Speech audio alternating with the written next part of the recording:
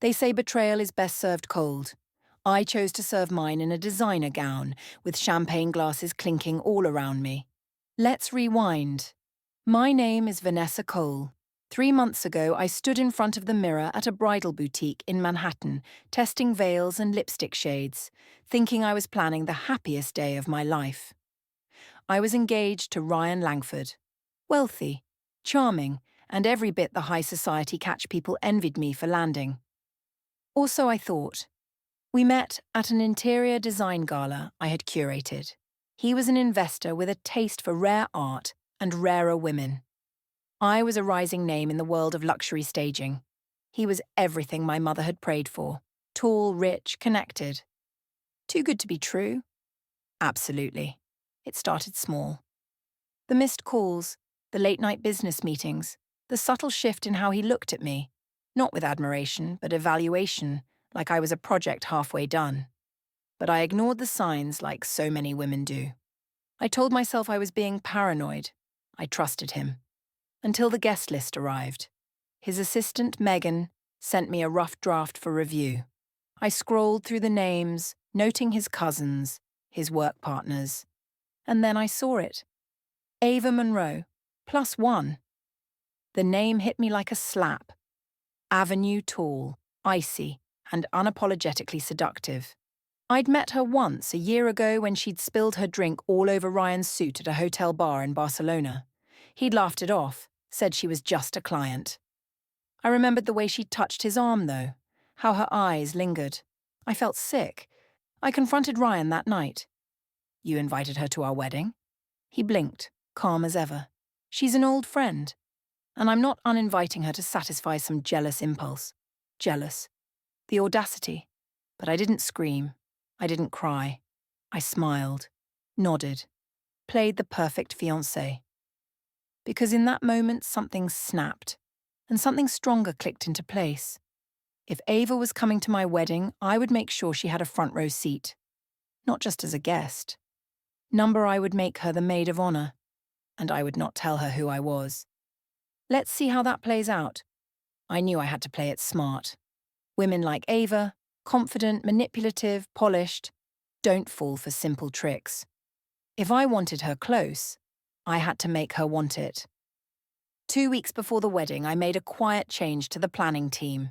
I told Ryan I was overwhelmed with the bridesmaid drama, half true, and wanted to hire a wedding coordination assistant to help. That's when I messaged Ava. I used a fake email, posing as Madeline as my event coordinator. I told her I'd seen her name on Ryan's guest list and thought she'd be perfect for a special role in the wedding. That we were hosting auditions for a unique experience to surprise the bride. Ava replied within an hour. She was flattered, intrigued.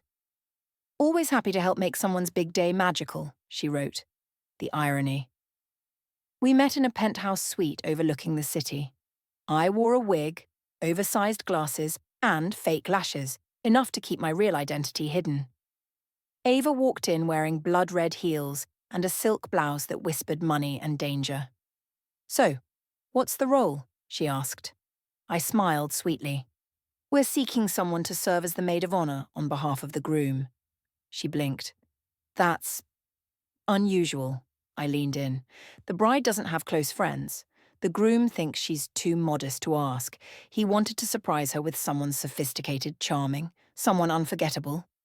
Her ego lit up like fireworks. She accepted before I could finish my sentence. And just like that, the woman my fiancé was sleeping with agreed to stand beside me at the altar, to hand me tissues, to fix my veil, to smile as I said, I do. And she had no idea who I really was. The rehearsal weekend arrived with glitter and champagne. Ryan thought I was glowing from wedding excitement. I was glowing from anticipation. Ava breezed into the venue like she owned it. She wore a blush silk gown that hugged every curve and made heads turn. Everyone assumed she was a family friend. No one suspected the truth, especially not Ryan. He looked rattled when he saw her among the bridesmaids. Why is Ava here? I tilted my head. Didn't you invite her? He hesitated. Well, yes, but she said she was willing to help, so I asked her to stand in as maid of honor. Isn't it sweet of her? He glanced at Ava, who was now laughing with the other bridesmaids, completely unaware that the woman who invited her was me. He opened his mouth, closed it, and nodded. Checkmate. During rehearsal, I watched Ava learn every detail of my ceremony, where to stand, what to say, how to hold my bouquet. She whispered to me during fittings, complimented my taste, even offered to host a last-minute bridal brunch at her apartment. I accepted, of course. The girls gushed over her, not realizing the snake they were embracing. I played along, kept my rage hidden under French manicures and forced giggles. But I noticed every smirk Ava gave Ryan, every accidental touch, and the way Ryan's eyes followed her when he thought I wasn't looking. The mistress was getting too comfortable. Good. The higher the pedestal, the harder the fall. The day before the wedding, Ava invited us all to her place for the bridal brunch. I walked into her penthouse pretending it was my first time there, even though I'd been there once before, 2 years ago when Ryan and I were looking for investment properties. He claimed the building was overpriced. Now I knew why he really kept coming back. The brunch was Pinterest perfect. Rosé, tiny sandwiches, white roses in silver vases. Ava looked angelic in a white lace dress, almost bridal. The irony was suffocating. She gave a speech halfway through, glass raised high. To the bride, she smiled at me, who's about to marry a man she can trust, a man who knows how to love fiercely. I nearly choked. The room applauded. Ava smirked behind her glass.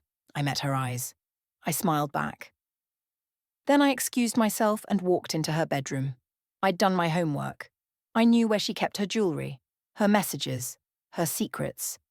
I opened her vanity drawer and found what I was looking for, a thin gold bracelet engraved with R Heart A. Tacky. Predictable. I took a photo of it on her silk sheets and slipped it back. Then I found her perfume, sprayed it lightly on my bouquet for the next day. A scent he'd know. A scent that would burn. By the time I returned to the party, the girls were posing for selfies. Ava draped an arm around my shoulder.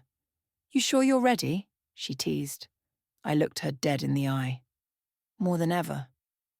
The day arrived. Sunny. Perfect. I wore custom Dior. My hair swept into a chignon. Diamonds on loan. The venue sparkled like a royal gala. Ava walked ahead of me down the aisle. She held my bouquet. She wore the same shade I'd selected months ago for the bridesmaids. Powder blue, delicate, soft. A lie wrapped in silk. She turned to offer me the bouquet and our fingers touched. She smiled. I smiled back. I took the bouquet, scented with her perfume. Ryan noticed the scent immediately. I saw his eyes flicker, confused, nervous. But he said nothing. The ceremony began. The vows were simple, scripted. Until it was my turn. The priest asked, Do you, Vanessa Cole, take Ryan Langford? I'm sorry, I interrupted. Before I say yes, I'd like to thank someone very special. Gasps echoed. I turned to Ava. My maid of honor, I said sweetly. A woman so important to my fiancé that he invited her without my knowledge. A woman who's shared not just my wedding plans, but also my husband-to-be's hotel rooms. The silence was deafening. Ava blinked. Ryan whispered my name like a threat. I continued, You've been so helpful, Ava. Truly. From selecting the flowers to helping with the seating chart. I just thought everyone should know how close you and Ryan have become. I turned back to Ryan. And no, I don't take you, because I never agreed to share you. Gasps. Someone dropped a champagne flute. Ava's face drained of all colour. Ryan stammered. Vanessa, this isn't the place. Oh, I think it's exactly the place. I turned to the guests, most of whom were frozen in disbelief. You are all here to celebrate love, I said, voice steady. So let me show you what self-respect looks like. I pulled out the papers tucked into my bouquet. My lawyer prepared these in advance. Annulment papers. Signed. Filed, I handed them to Ryan. And since I paid for everything, this venue, this dress, the catering, you're all welcome to stay for the reception. Just without the groom. Gasps turned into stunned applause, then silence, then laughter. People weren't sure if it was real. But when I turned and walked down the aisle alone, veil flying behind me, they understood. I wasn't walking away in shame. I was walking out in power. Ava tried to follow. "Vanessa, wait!" I paused, turned, and whispered, "You were never the main character, just the punchline." Then I walked out of my wedding, and into the rest of my life.